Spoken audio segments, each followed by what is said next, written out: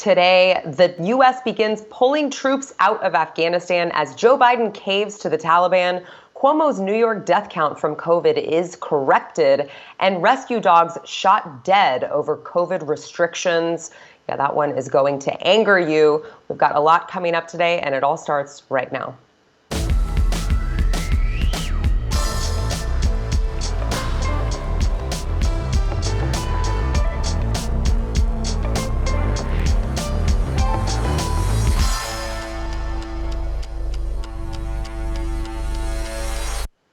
Welcome to the news and why it matters. I'm Sarah Gonzalez. Today, I am, as you can see, not in studio. Unfortunately, I don't think they're ever letting me back in the building. I think I'm going to show up and I'm going to use my key card and it's not going to work anymore. And then security is going to bring me a box of my stuff and just be like, here's your things. Here you go. Carry on your way. But we will see if I get back into the studio this week sometime. Thankfully, there are two lovely ladies over there holding down the fort for me. We have once again Sydney Watson, BlazeTV host of the upcoming show You Are Here, whose hair looks absolutely phenomenal today. Thank you, Sarah. No, you know what it is? I finally showered. That's what that is. That's me washing it and then going, oh, I only do one hairstyle and this is it. But at least it's clean, right? I mean, at least it's clean. I think it looks lovely. I wish my hair would do that. Thank also, you. We are joined once again by Lisa Reynolds, political commentator. Lisa Reynolds, who, again, I'm sorry, I thought that we would be able to meet in studio, but thank you for being back. No, thank you for having me. One of these days we'll get there. Yes, yeah. I mean, again, if I get back in the building, I'm not sure. So I don't know. Maybe it's a sign. Maybe they're just like, you know what, lady, we got to keep you at home forever. This is it. This is the new world order, starting at Blaze. Well, because everyone has to work from home now after COVID, right? Mm-hmm. They're like finding all of these people can just work from home. Maybe they're just like, you know what? We don't want to really have this studio space anymore for Sarah. We don't really want to have a dressing room for her anymore. We're just going to take her back home. I'll take your dressing room. I'll do that. We'll trade. No, wait. No, wait. All right. So let's get into the headlines of the day. So I know this is going to feel like Groundhog Day. I feel like we just talked about all of these topics when you guys were here last on Monday, but unfortunately, here we are again. The United States has begun pulling troops out of Afghanistan in preparation for all of the forces to exit the country by August 31st. Now, this is, of course, after all of the G7 leaders met with and urged Biden to push back that timetable. They said, hey, we have people over there too, and we really could use the U.S. forces. We really don't want you leaving that soon. It's going to kind of put us all in a pickle. And Joe Biden, of course, said no. I'm just going to listen to the Taliban instead. I'm not going to listen to our allies. I would rather negotiate, quite literally negotiate with terrorists. So that is what Joe Biden has decided to do. And this comes, of course, as news surfaces that the Taliban is now blocking Westerners from Kabul airport, even more so than already before. So they've expanded their airport blockade that Americans, and foreigners are trying to get through. And along with that, if that wasn't bad enough, private flights, which, by the way, our very own Glenn Beck and the Nazarene Fund have been just so amazing. On top of this, I think they've raised over $28 million to try to get Christians out of Afghanistan. Private flights like them, they are also finding a bunch of growing obstacles. This is according to the Wall Street Journal. And the Taliban is saying, obviously, only foreigners will be allowed to access the airport for evacuation. But then when you look at the blockades and you look at the systems that they have set up, they obviously are trying very hard to not let anyone actually get there. Ladies, I know that we covered this on Monday, but obviously they're not going to get all of the Americans out. Joe Biden is wrapping things up. They know that they have to start wrapping things up now in order to get everyone, all of the military, off the ground. And apparently Joe Biden is far more concerned with not upsetting the Taliban than he is making sure to not leave Americans in Afghanistan. Now, I do want to add to the conversation before I toss it to you guys. I do find it interesting that every time that the White House press secretary comes up on the podium and starts talking about this, they always say, well, if these Americans want to come home, they can. Well, if they want I'm pretty sure they don't want to be stranded with the Taliban. I'm fairly certain. Call me crazy. She says that. She's like, if they want to come home, well, they all want to come home because they're all in jeopardy of being beheaded. Every single one of them wants to leave. Yeah, decapitation is quite a motivator. I guess you could say that, yeah. but there's other groups too. There's I know Glenn Beck's doing great work, but there's other private groups too. I was working with one that had over 5,000 people on our list of Americans and allies, like translators and things. 5,000 people on our list that we were gathering ourselves, and we had private planes, and we got derailed too. But they are these private companies. They're running these private people. They're running into trouble, and the U.S. has only, I think, gotten 4,400 or something like that, Americans out since this began. How many days do we have left? I mean, if there's 5,000 people on my list, and I'm sure there's way more on Glenn Beck's list. And the government's list, too. I'm sure that there's people that they want out. There just isn't enough time. Well, listen, let me tell you, Jen Psaki actually said during her last press conference, she said, well, if you know of people, you just give her their contact information and she'll make sure that they get out. Yeah, she's texting all of them. I'm sure they're in text and constant phone communications with the 10,000 or plus people. I think that we're only hearing about a tenth of the people that actually need to leave and really get out of there. Yeah, I mean, she said in a press conference the other day that, she might have walked this back because, I mean, it's Jen, let's be real, she probably did. But she said that no Americans are stranded in Afghanistan. Or maybe her language was in Kabul, but the point is no Americans are stranded. And then what was remarkable to me is you go and read the comments of the pro-Biden people who defend this administration at every turn, and they constantly defend the ridiculous things that these people say. And they're going, well, technically they're not stranded because, being stranded is where you have no options to get. Oh, well, I'm pretty sure you can't get to the airport, so there's no options to get out. I'm pretty sure they're in hiding until they can find a safe passage, which the Taliban is increasingly making harder as they're setting up these blockades towards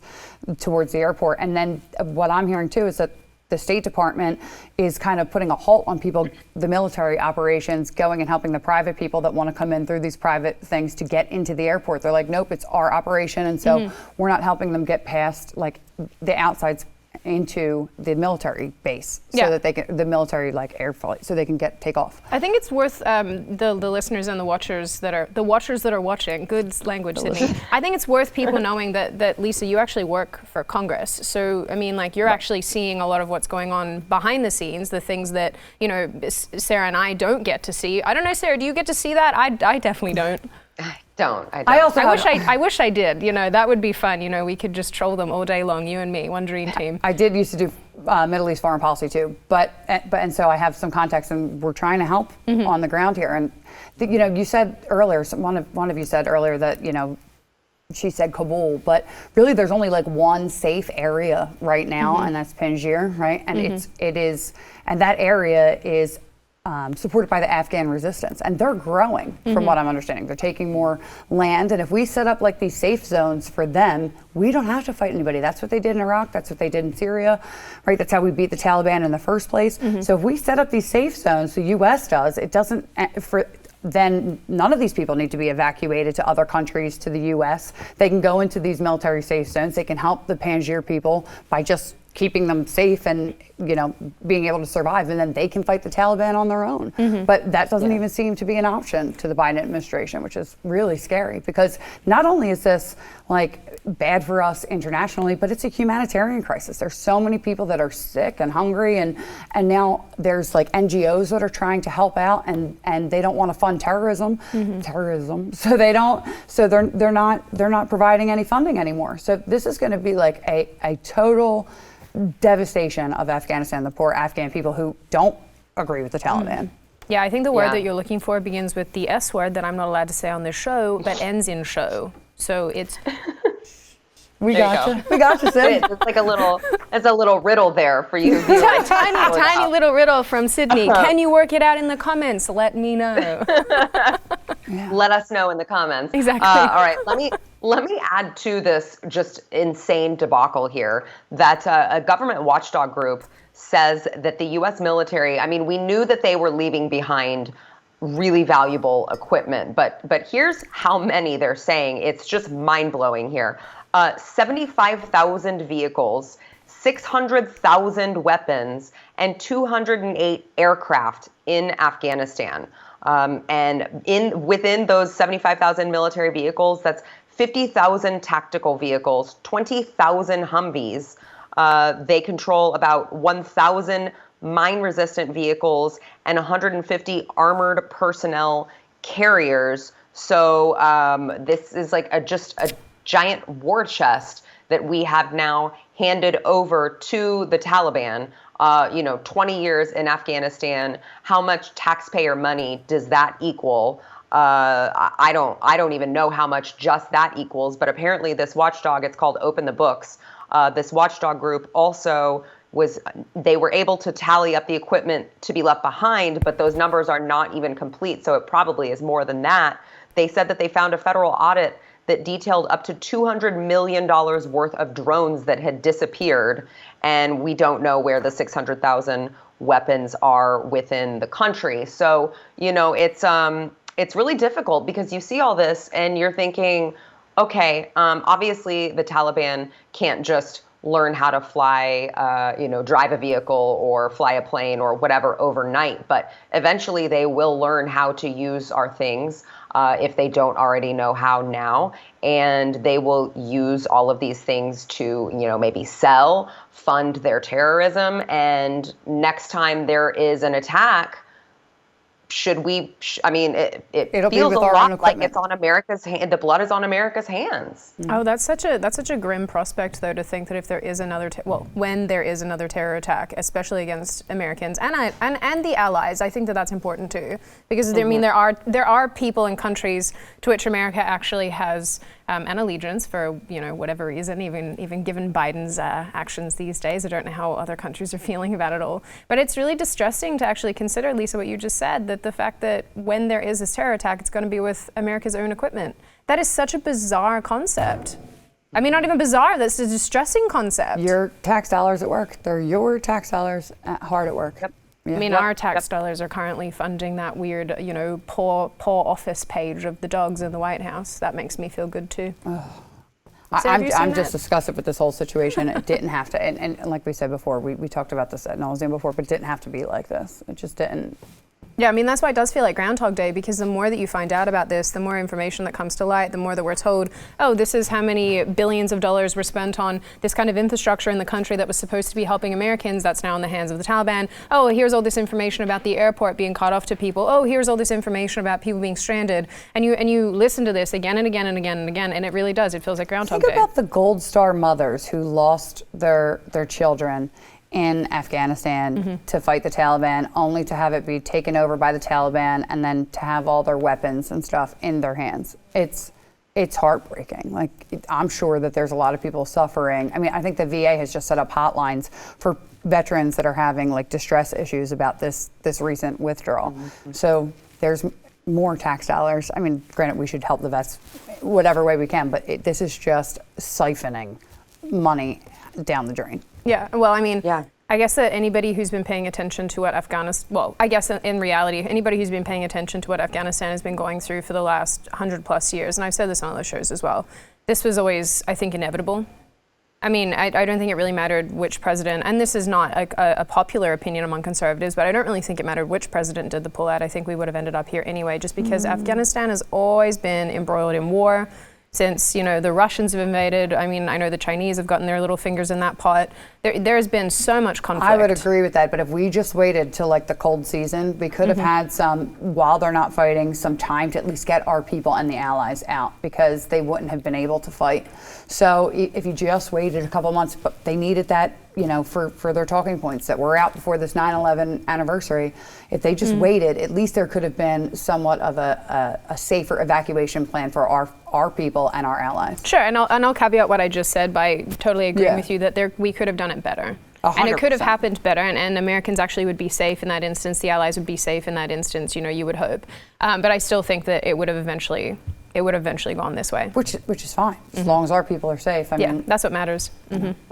Right. Yes. All right. We've got more to come. First, we want to, though, thank our sponsor, iTarget Pro. So now's the time. I don't know if you guys have noticed, but the world is like really unstable around us. And now is the time to make sure that you are proficient with your firearm. I'm assuming you carry. If you don't, you should. All right. And iTarget Pro has the best way to do that. They have what is called, and I'm not making this up, it sounds like I'm making it up, it's called laser bullet, okay? And I'm serious. You get it for whatever caliber you have, you put it in the chamber, and it's just a laser bullet that you can keep dry firing. And if you download this app on your phone, and you shoot at this target, and it keeps track of where you're shooting while you're shooting it, and you can keep shooting and shooting and shooting. And the best part of it is you don't have to pay for ammunition, which is through the roof right now. So you're saving money on ammunition, you're saving money on range fees,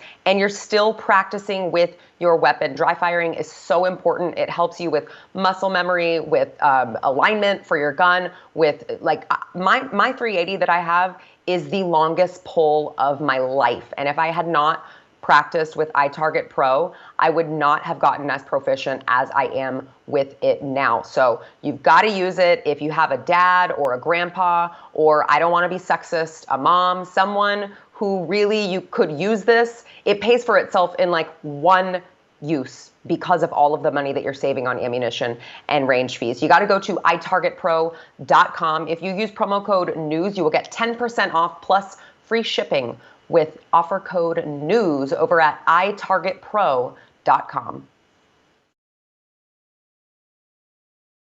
Yesterday, we brought you the story of Andrew Cuomo on his last day in office decided to, just pardon a whole bunch of murderers, the true New York way, Andrew Cuomo. And he also, unfortunately for him, was stripped of his international Emmy because of, not because of all of the people that he killed by sending them to their deaths in nursing homes, but because he sexually harassed women. So the killing the people, making sure to send the COVID positive patients into the nursing homes and kill people, not as important as the sexual harassment scandal when you're on the left. However, New York Governor Kathy Hochul has acknowledged today that an additional 12,000 COVID-19 deaths occurred during the Cuomo administration that were previously reported by the state. So she is updating their COVID-19 death count, and that is an increase of more than 25%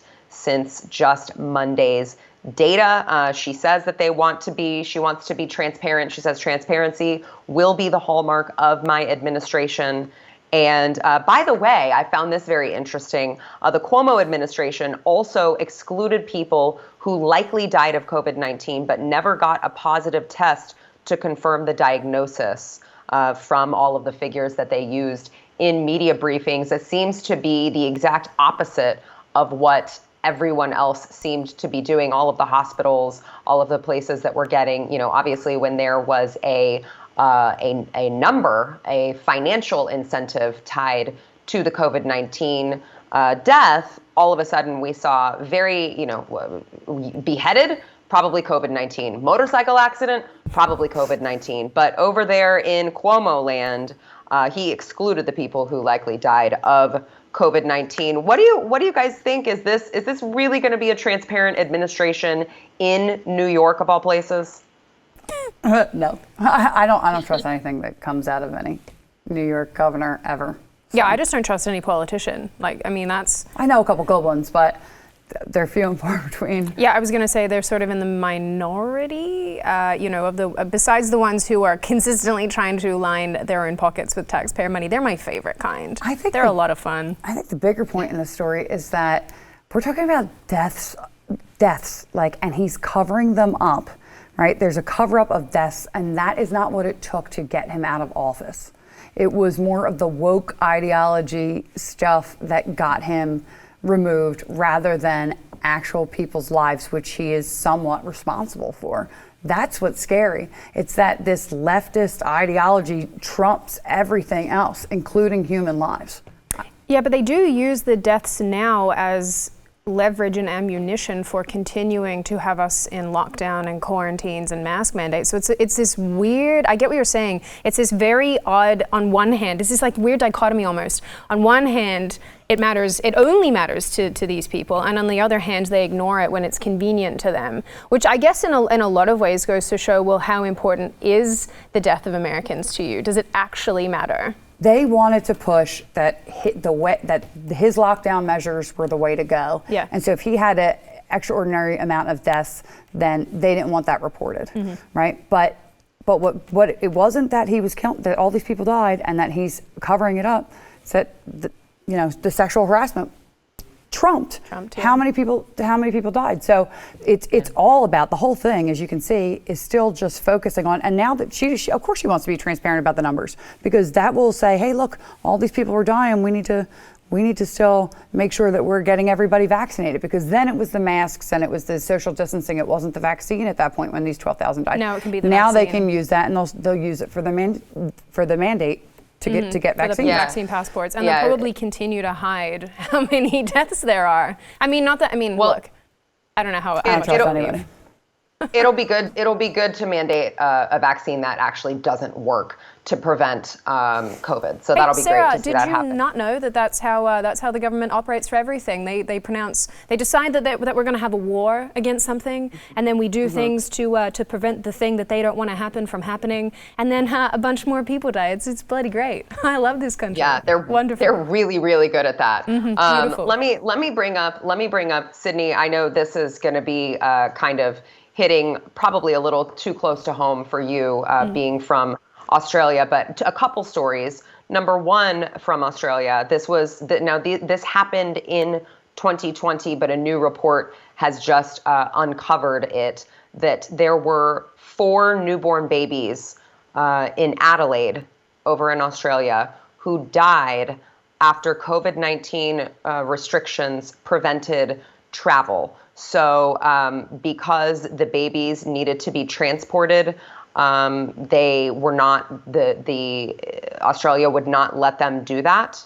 And the babies actually ended up dying, which is just absolutely horrifying to me to hear. And then on top of that as well, we have rescue dogs that were shot dead in Australia by a council due to coronavirus restrictions. So they killed the dogs to prevent volunteers from traveling to pick up the animals because of COVID-19.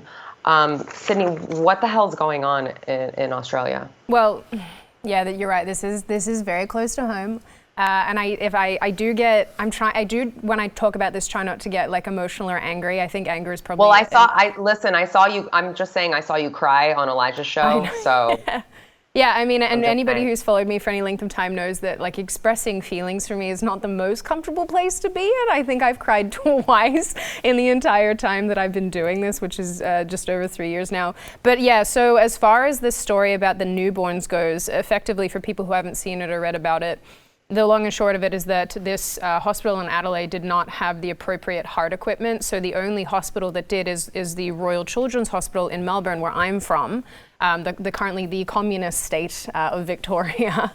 So effectively, rather than transporting the babies over there, which they couldn't do, they just obviously opted to have them die instead.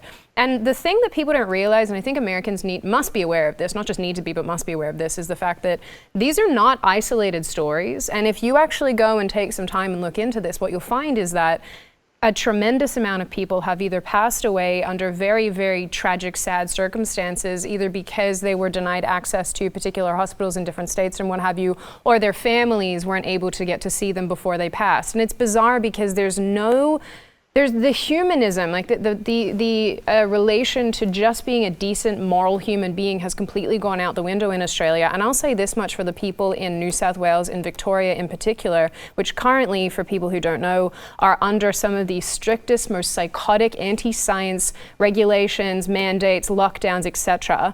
in the entirety of the country. So up in Queensland and WA, they're doing a little better. I mean, I still think that it's 1984 on steroids, but Victoria and New South Wales are so jacked, so jacked that even my family who's still back there, they call me and even my brother texted me yesterday and he said, Sydney, I've never been this depressed in my life. They're torturing them. It's torture. But this goes to show you their mandates are not about saving lives. Well, they're not. They're not at all in any capacity. They're not about saving lives. They're so obsessed with the narrative of from what I understand in Australia is like no spread at all. They're trying to get to zero. Yes. They're trying to get to zero spread. So if they get to zero spread, but the whole point of getting to zero spread is to like prevent people from dying, right? Yes, but yes. You're letting people die. And you're killing to dogs. prevent people from dying. And you're killing animals. So they clearly don't care about life. No, they don't. I mean, and it's about power. Exactly. And the fact of the matter is, and this is, sorry guys that I'm monologuing here, but the fact of the matter is when it comes to Australia, and I saw the writing on the wall when I left, and I had this big conversation with my parents, and I said, I love Aussies to death. They're wonderful people. They're good people. They're hardworking people, but they just don't care enough. And I don't know what it's going to take for them to wake the hell up and get out of the way of the government and stop thinking that daddy government and the state knows, because the state doesn't know anything. I'm trying not to swear. I'm sorry, producers. The state doesn't know anything about anything. And you put so much emphasis on what they have to say about this arbitrary set of lockdowns and mandates. And it's like, why do they know any better than you do? I wish Aussies would just get mad. But then they take to the streets and they get shot at. They do. Didn't you just tell me though that they're trying to make his authority permanent now? Oh yeah, in Victoria, get this, Sarah. You're gonna want to fling your self off the balcony. I hope you have a balcony. Don't fling yourself off it, though. That would be tragic. We need beautiful women in the world. No, in Victoria, the current premier, whose name is Daniel Andrews, who is a fill in the swear words as Sydney wants to say here. He's been a totalitarian SOB for the most part. They're trying to make it so that his emergency powers are permanent.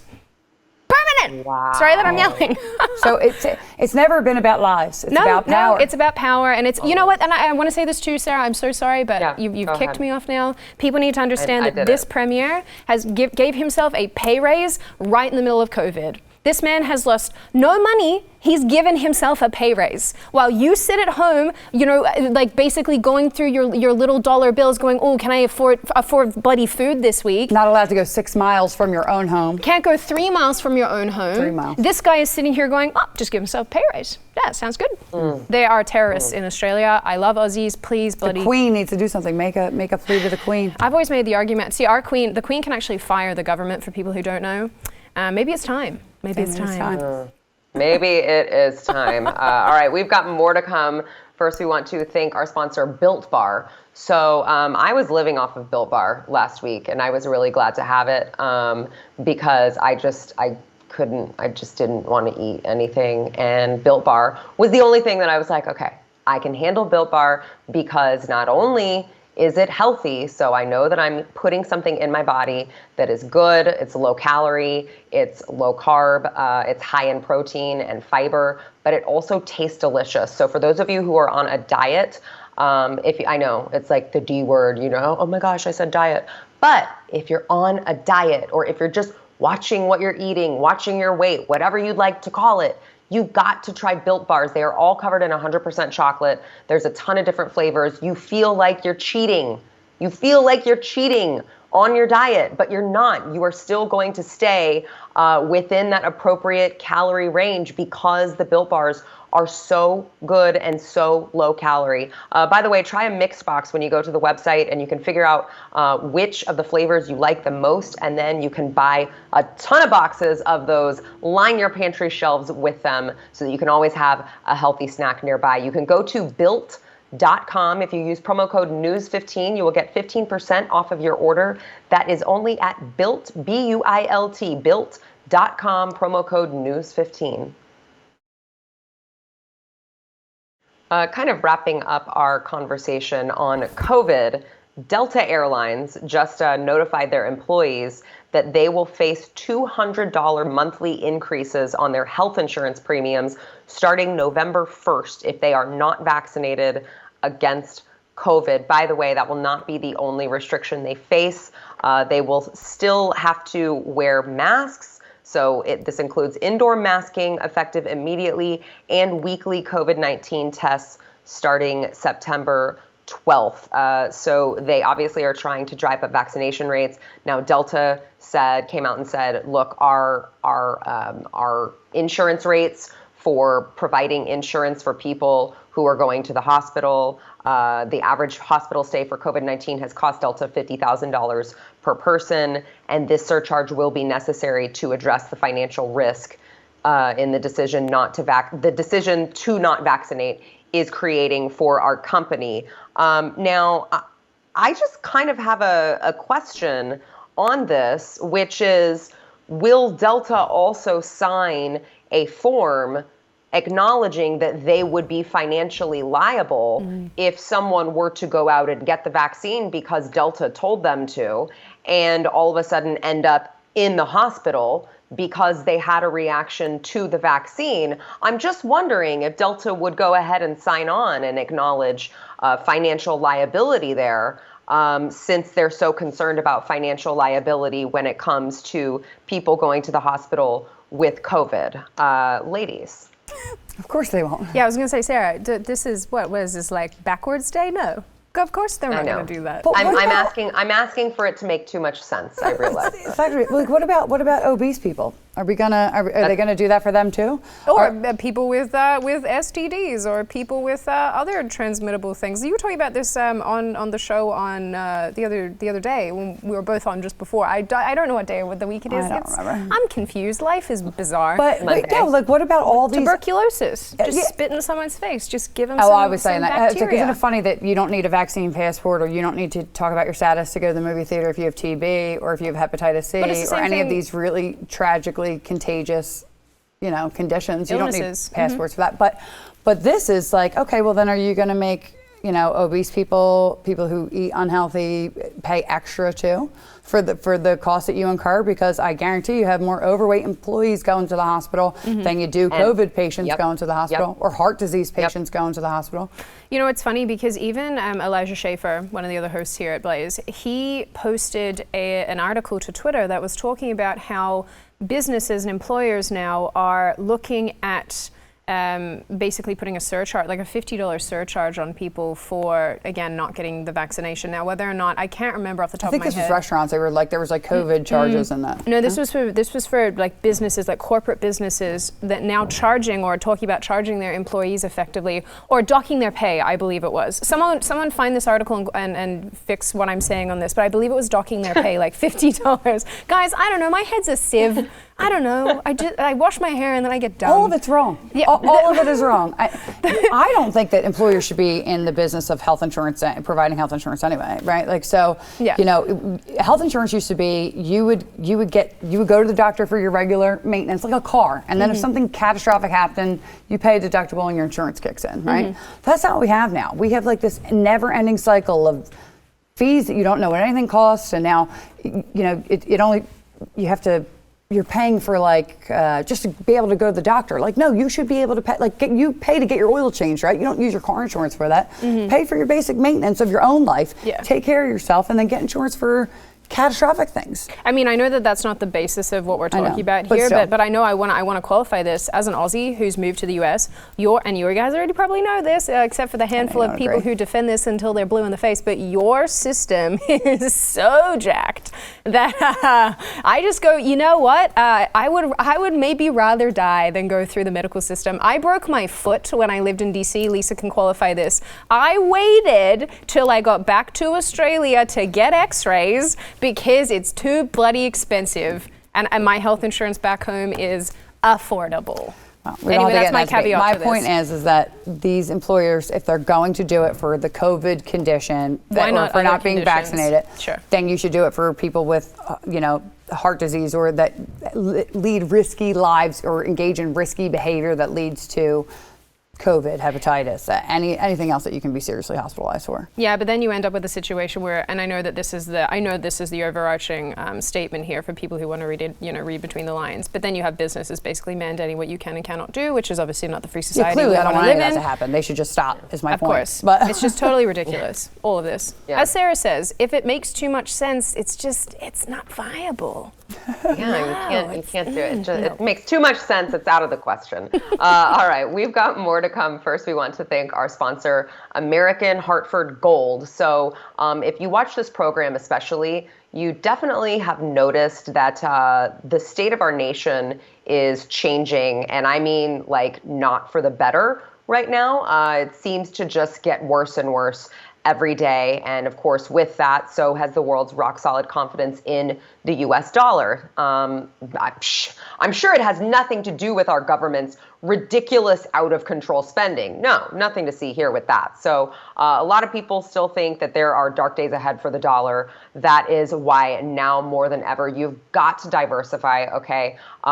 Diversify your portfolio, diversify your portfolio, diversify your portfolio. All right, please. I recommend that you diversify with American Hartford Gold. All right. They sell physical gold and silver. They deliver it right to your door or inside of your IRA. They make it very, very easy. They are the highest rated firm in the country with an A+ rating from the Better Business Bureau and thousands of satisfied clients. If you call them right now today, they will give you up to $1,500 of free silver on your first order. So don't sleep on that. All right. Call them now. You can go to, you can call 855-929-1110. That is 855-929-1110, or text FREEDOM, that's the word freedom, to 65532.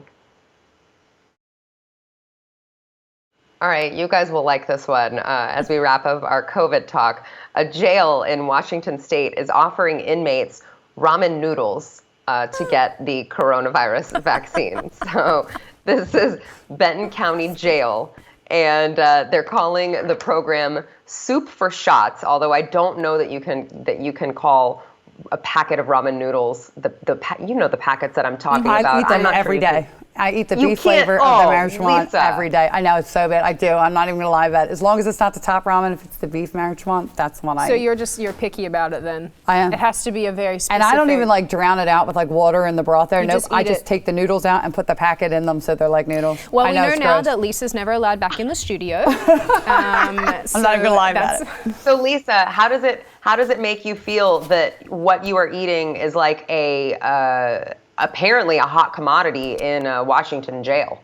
I hear that it is a hot commodity, but do you know how like inexpensive they are? So like, I mean, they're for a pack of ramen, it's like for like 12 in a pack, it's like $2. You're like an expert at this. I really love it. Like I'm not even gonna lie. So it's like $2.50 or whatever. They're like 10 cents a pack or 50. I forget what they are, but they're cheap, right? For like you get $2. Anyway, that's all it's worth to put something you don't know in your body. So that was where I was going with this. So it's called Soup for Shots, and they are distributing 900 packets of the ramen noodle soup to 90 inmates by Monday. They said, to encourage and support COVID vaccination efforts, the Benton County Department of Corrections will be providing each inmate that starts their vaccination series with 10 free ramen noodle soups. And there's 3 exclamation points, so you know it's very exciting. So that's the whole $2.50 per 10. Yeah, exactly. Like $2.50. I know. I love it. It's like these people can smuggle in drugs and stuff, but it's like we got you. We got them noodles for you. That's much really better. Funny. They probably, you know how they were giving away pot for shots in DC. Like inmates probably, if you really want to get them vaccinated, give them pot in jail. Or beer, or I don't know, cocaine, maybe some hamburgers. heroin. I mean, other people are getting cheeseburgers. Lisa, think about it. If you've been locked up and you want a cheeseburger, no, you're going straight for that black tar heroin. That's what you're about. That's your life now. Smuggle that in instead. I mean, I love ramen, but like. You're saying that you love ramen more than heroin? Treat me a little bit better than that. Give me a cheeseburger. I just would like a whole thing of maybe some chocolate bars. I mean, I have the worst sweet tooth in the world. It's bad. This is terrible. This is bad. But has there been one?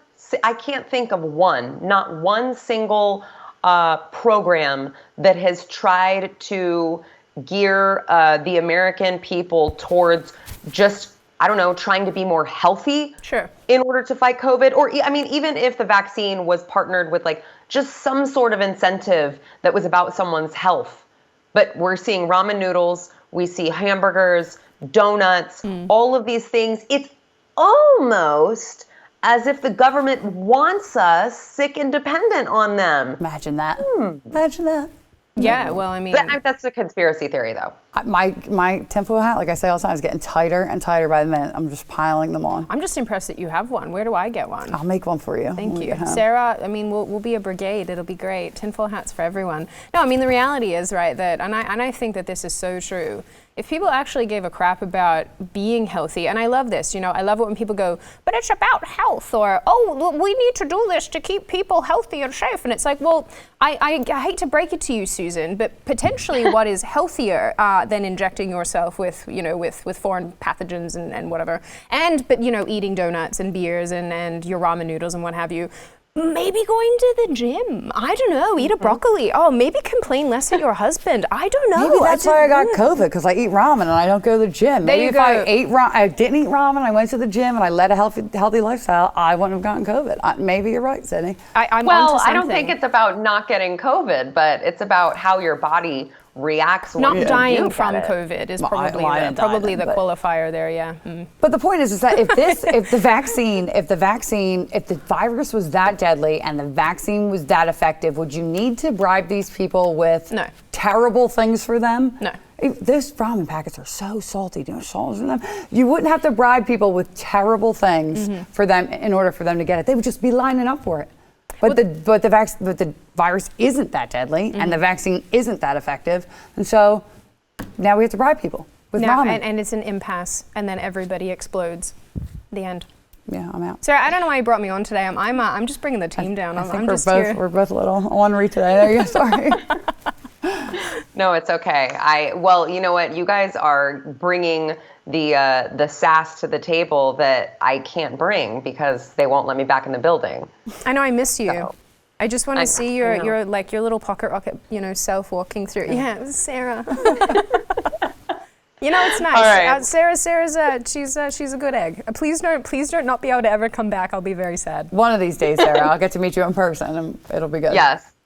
I am banging down the doors tomorrow. Damn it. All right, we got to take a break. We'll be back. I do love ramen. All right, don't forget to go to wherever you get your audio podcasts. You got to subscribe, rate, and review The News and Why It Matters. Not only will it help more people be able to find the podcast, but you also might see your review read live on air, like the one today from Four Little Butterflies, who says, doing amazing work in difficult times. I love this podcast and use it as my go-to news and discussion program. Love the different guests like Elijah Schaefer, Jaco Booyens, Eric July, Chad Prather, and the rest. And of course, love Sarah Gonzalez. Her reactions mirror my own. I appreciate that. So, ladies, I was trying to think of, because I like to think of fun things for people to do whenever they go to leave the review, which I know they're about to go and do because I just asked them so nicely to do it. And I was thinking that they should leave their best idea for like a band name for the three of us. Oh, I'm on board with that. I like that. Yes. It's like Chicago, but three brunettes, surely they can come up with something creative, right? That's definitely fun. Yeah, I like that. Yes, Sarah, we're on board. We concur. Yeah, I'm in. Okay, yes. All right. I'm really excited about it too, actually. Yeah, give us your best band name for Sarah, Sydney, and Lisa. Or why are we in a band? I don't know. Or we could be a crime fighting team. I don't know why we're in a band. I would like a name for us as a crime fighting team. A crime fighting team? Mm-hmm. Crime fighting team. That's way better than band. There we go. Scratch the band. We're going crime fighting. Okay. Team. Best crime fighting team name for us. So Leave excited. it in the review and we'll be back.